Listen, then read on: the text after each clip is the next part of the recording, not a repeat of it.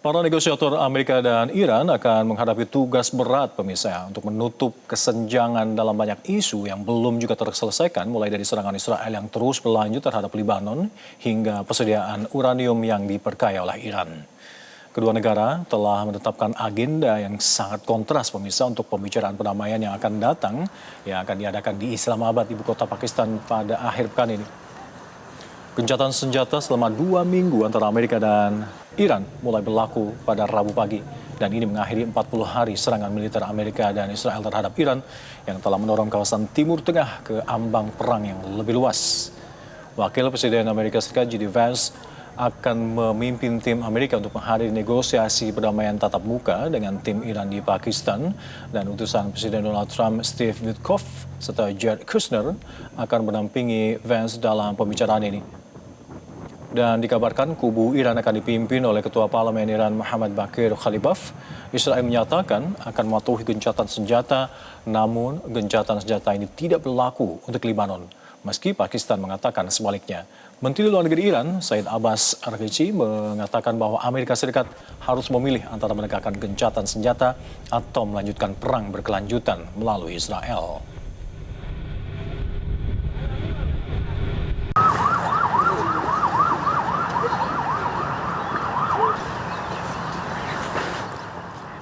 Dan untuk membahas lebih lanjut terkait dengan pertemuan Amerika Serikat serta Iran untuk membahas perdamaian yang difasilitasi oleh Pakistan, sudah bergabung bersama kami mahasiswa International Islamic University of Islamabad, Muhammad Dafa Sidki. Assalamualaikum, Mas Dafa.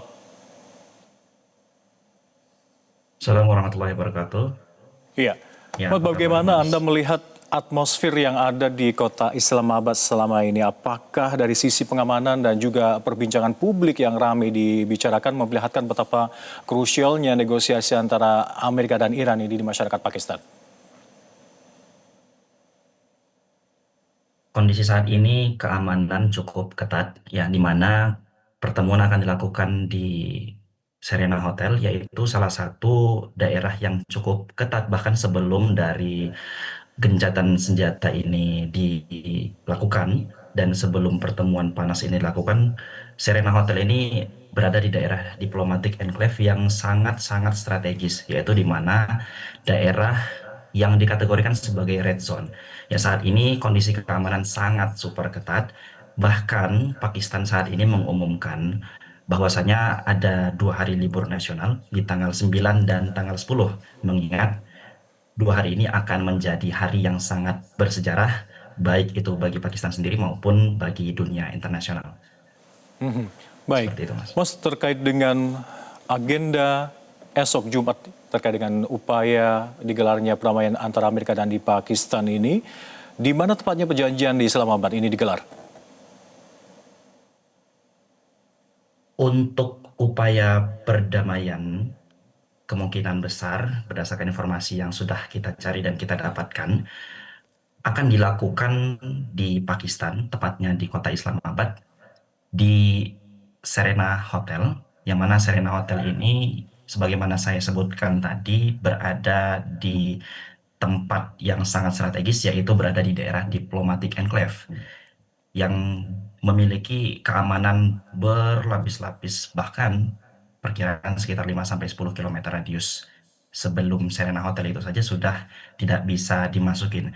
Dan berdasarkan laporan dari teman-teman yang sudah berada di tempat, waktu pelaksanaan kemungkinan akan dilaksanakan dari rentetan 10 April esok hari sampai dengan 11 April.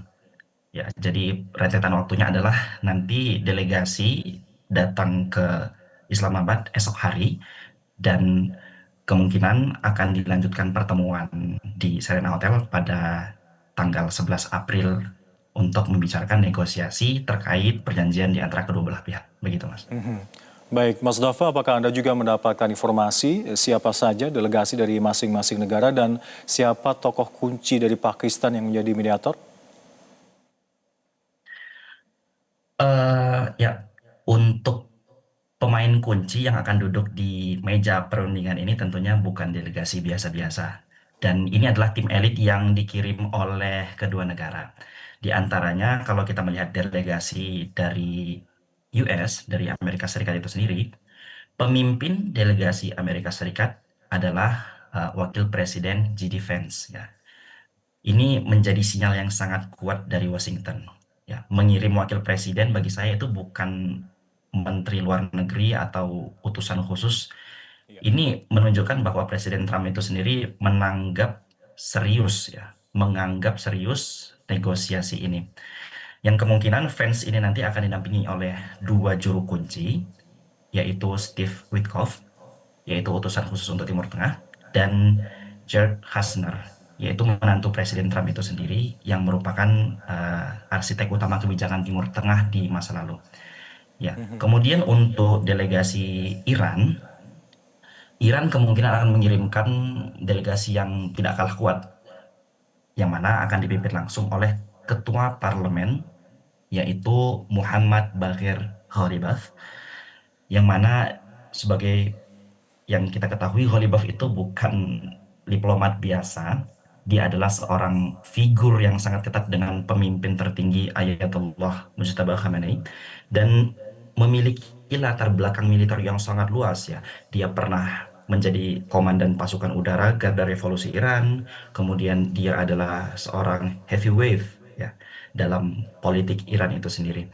Dan yang akan mendampingi beliau adalah Menteri Luar Negeri Abbas Arghoshi, yang mana kita ketahui Arghoshi itu merupakan diplomat karir yang menjadi arsitek utama perjanjian nuklir pada 2015 lalu, yang dikenal sebagai negosiator yang keras kepala ya, namun sangat pragmatis.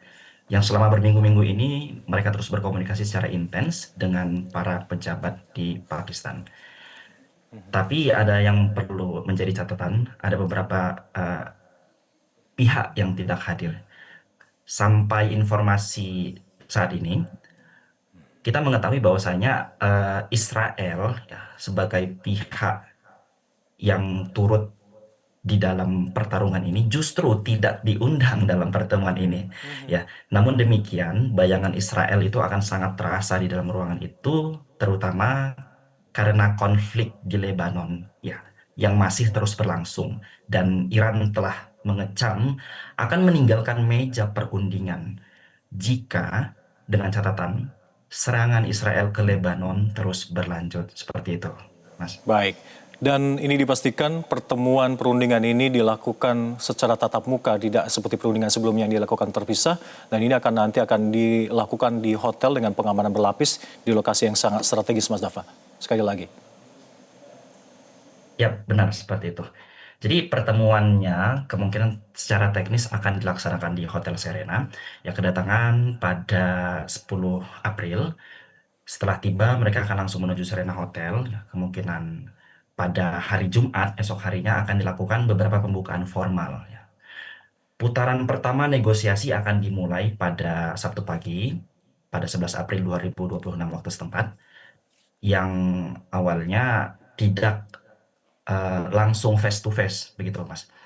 Tidak face to face, dan metode yang dipilih oleh Pakistan ya sebagai negara penengah di antara kedua belah pihak adalah shuttle diplomasi, yaitu negosiasi tidak langsung.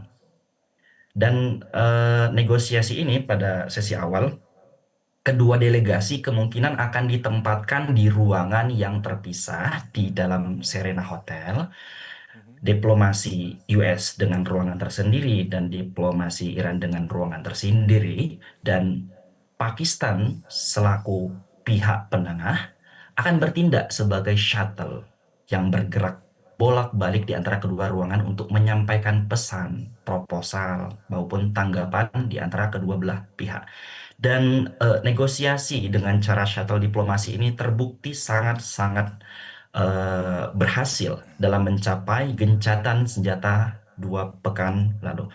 Kemudian ketika shuttle diplomasi ini sudah berhasil dilakukan dan menemui titik terang, maka akan dilakukan potensi tatap muka secara langsung.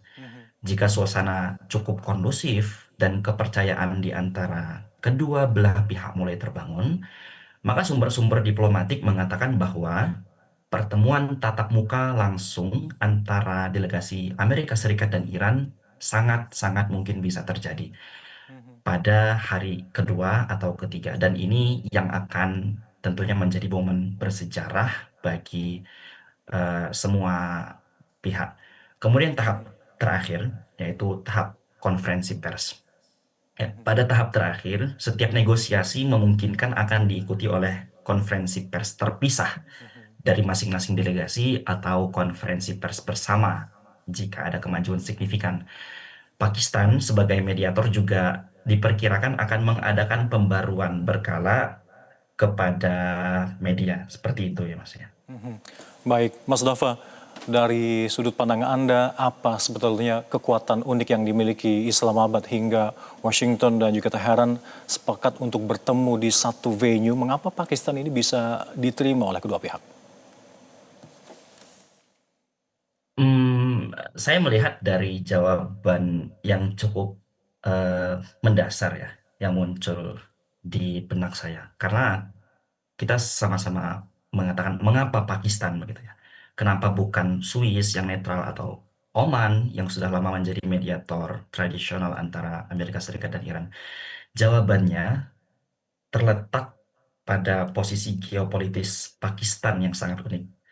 Ya, kita bayangkan sebuah negara yang secara geografis bertetangga langsung dengan Iran. Mereka berbagi perbatasan sepanjang 900 kilometer.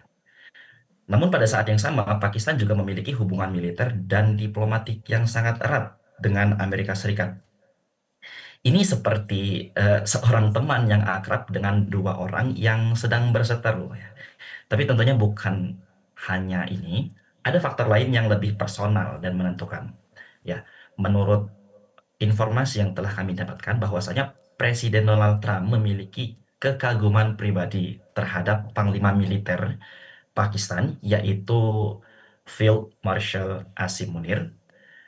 Dan Trump bahkan pernah secara terbuka menyebut Munir sebagai my favorite field marshal ya, marsekal favorit saya. Jadi membayangkan pemimpin negara adidaya menyebut seorang jenderal dari negara yang relatif cukup kecil dengan sebutan sehebat itu, ini adalah sinyal dan aset diplomatik yang luar biasa berharga. Ya, kemudian di sisi lain, hubungan Pakistan dengan Iran juga sangat istimewa. Pakistan adalah rumah bagi populasi Muslim Syiah terbesar kedua saat ini setelah Iran itu sendiri. Jadi, selain Pakistan mewakili kepentingan diplomatik Iran di Washington, karena Iran sendiri tidak memiliki kedutaan di Amerika Serikat, pemimpin tertinggi Iran yang baru yaitu Ayatollah Mujtaba Khamenei dalam pesan pertamanya setelah menggantikan ayahnya secara khusus menyerukan penguatan hubungan dengan Pakistan. Jadi kekuatan Pakistan di mata kedua negara ini bukanlah karena mereka netral atau nggak punya kepentingan dan sebagainya hal. Justru sebaliknya, Pakistan saat ini merupakan negara yang sangat kuat baik secara militer dan kepentingan. Karena mereka sangat berkepentingan dan mereka khawatir ketidakstabilan di Iran ini akan mempengaruhi perbatasan mereka sendiri. Tidak ingin konflik ini meluas menjadi perang regional yang tak terkendali dan yang terpenting mereka memiliki akses kepercayaan dari kedua belah pihak yang tidak Ya, dimiliki oleh mediator manapun di baik. dunia saat ini. Begitu, Baik. Mas. Satu lagi terakhir dan singkat saja, Mbak Dafa, apakah karena Islamabad juga negara Islam yang memiliki senjata nuklir?